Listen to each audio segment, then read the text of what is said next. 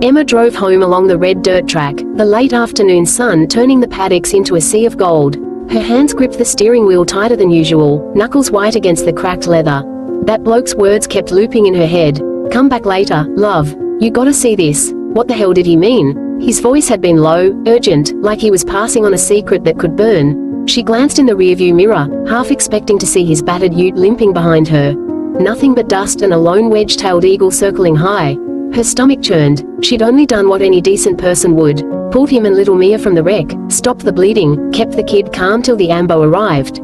So why did it feel like she'd stepped into something bigger, something rotten? By the time she reached her small weatherboard house on the edge of town, the unease had settled deep in her chest. She fed the chooks on autopilot, the clucking usually soothing, but tonight it grated. Inside, the kitchen light flickered as she boiled the jug for a cuppa. Every creak of the old floorboards made her jump. What if the crash hadn't been an accident? What if that wife he'd barely mentioned was the reason his eyes looked so bloody haunted? Emma sat at the table, staring at her phone. No missed calls, no messages, just silence. She pictured Mia's tiny face, streaked with dirt and tears, clutching her dad's shirt like he was the only safe thing left in the world. A cold shiver ran through her. Bruises, fear, or was she imagining it? Her mind raced. Domestic violence cases she'd seen on the news, families torn apart in quiet country towns where everyone pretends they don't know. She couldn't sleep. Lying in the dark, the ceiling fan whirring overhead, every shadow seemed to move. What if she went back tomorrow and walked straight into danger? What if she didn't go, and something terrible happened to that little girl? The tension coiled tighter, minute by minute, until her heart thumped loud enough to drown out the crickets outside. Whatever Bruce wanted her to see, it wasn't good, and deep down, Emma knew she was already too involved to walk away. The next afternoon, Emma's old Hilux kicked up a cloud of red dust as she turned off the bitumen and rattled down the rutted track to Bruce's place. The homestead looked even more tired in daylight, peeling paint, sagging veranda, a rusty windmill creaking in the hot northerly. Her mouth was dry, heart already thumping like a roo in a spotlight. She told herself she was just checking on them, but deep down she knew she was walking into whatever storm Bruce had hinted at. He was waiting on the front steps, crutches propped beside him, little Mia clinging to his good leg like a possum to a tree. Bruce's face lit up with relief when he saw her, but his eyes darted towards the empty driveway, as if expecting someone else any minute. "G'day, Emma. Thanks for coming back, mate." His voice was low, strained. Mia peeked out, offering a shy wave, but the kid's arms were dotted with fresh yellow-green bruises that hadn't been there yesterday. Emma's stomach lurched. Bruce led her inside, the screen door banging behind them. The house smelled of stale cigarette smoke and something sour. Photos on the wall showed a happier family once, Bruce smiling wide, a woman with sharp cheekbones and colder eyes holding baby Mia.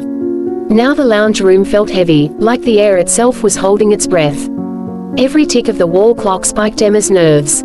Where was the wife? Bruce sank into a worn armchair, wincing as he shifted his bandaged leg. "Name's Sharon," he muttered, nodding at a photo. "She's in town right now, but she'll be back soon." The words hung there, loaded. Mia crawled onto his lap, burying her face in his shirt.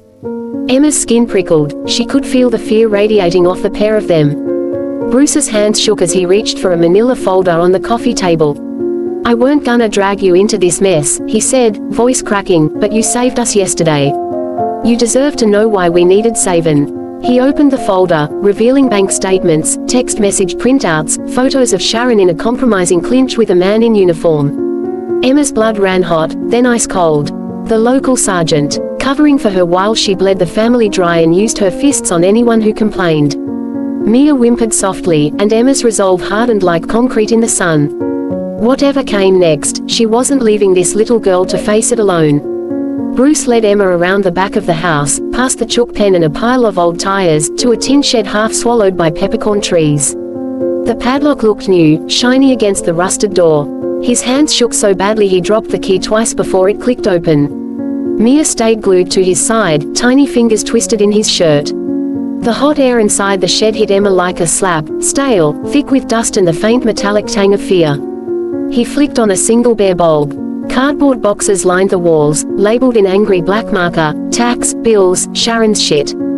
Bruce knelt awkwardly, wincing as his bandaged leg buckled, and dragged out a plastic tub. Inside were folders crammed with bank statements, withdrawal slips, and printouts of text messages that made Emma's skin crawl. Sharon and Sergeant Doyle, intimate photos time-stamped late at night, promises of sorting out any complaints, transfers of thousands from the family account into an offshore one in Doyle's cousin's name. Emma flipped through faster, breath-catching. There were medical reports too: Mia's fractured wrist last year chalked up to a fall from a swing, Bruce's cracked ribs from a farm accident. Every page screamed cover up. Her chest tightened, rage and nausea fought for space. How many times had neighbors looked away? How many barbecues had Sharon smiled through while this poison festered? Mia tugged Bruce's sleeve and whispered, "Is Mummy coming home soon?" The question hung like a noose. Bruce's eyes filled, he couldn't answer. Emma crouched to the child's level, forcing calm into her voice. "Not tonight, sweetheart. Tonight you're safe." But even as she said it, gravel crunched outside, tires on the driveway.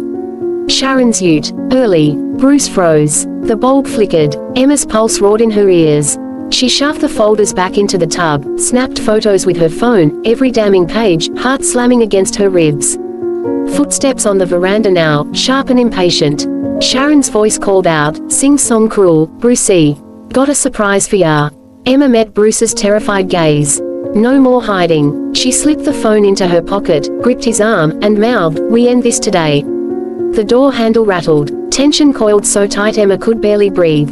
Whatever happened next, that little girl would never wear another bruise because of her mother's lies. The screen door slammed open just as Emma straightened up, phone burning hot in her pocket with every photo of the evidence locked safe. Sharon stormed in, reeking of bourbon and cheap perfume, eyes narrowing at the sight of a stranger in her shed. "Who the bloody hell are you?" she snarled, lunging for Mia. Bruce instinctively pulled his daughter behind him, crutches clattering to the dirt floor. Emma stepped forward, voice steady as steel. "Back off, Sharon. It's over." Sharon's laugh was ugly, venomous. "You've got no idea what you're sticking your nose into, city girl." She reached for her phone, probably to ring Doyle, but Emma was faster. She held up her own screen, the damning photos glowing bright. Sharon's face drained of color. The next minutes blurred into chaos. Sharon screamed threats, swung a wild fist that grazed Emma's cheek, but Bruce, leg and all, shoved himself between them. Mia sobbed in the corner. Emma didn't flinch. She hit send on the encrypted email she'd prepared in the shed. Every bank statement, every photo, every medical report straight to the Independent Commission Against Corruption hotline and the regional commander who wasn't in Doyle's pocket. Sirens rose in the distance before Sharon even realized what was happening. Two unmarked cars and a divvy van tore up the drive, lights flashing red and blue across the peppercorn trees. Doyle himself arrived first, cocky as ever in his sergeant stripes, until the state detectives slapped cuffs on him right there on the veranda.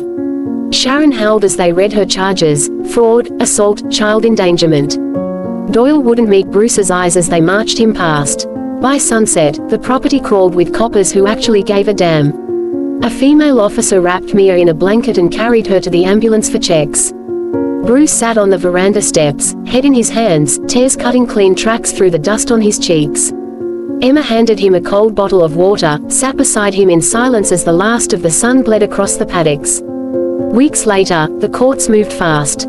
Sharon copped 4 years, Doyle lost his job, his super, and his freedom. The stolen money started flowing back into Bruce's account. Mia's laughter rang out again, bright as bellbirds, as she chased chooks around a new safe yard.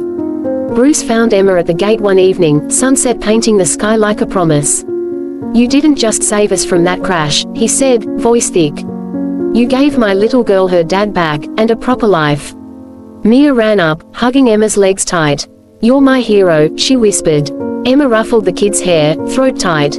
Justice wasn't always loud, but tonight it tasted like cold beer shared under the stars, like a family finally breathing free. Sweet as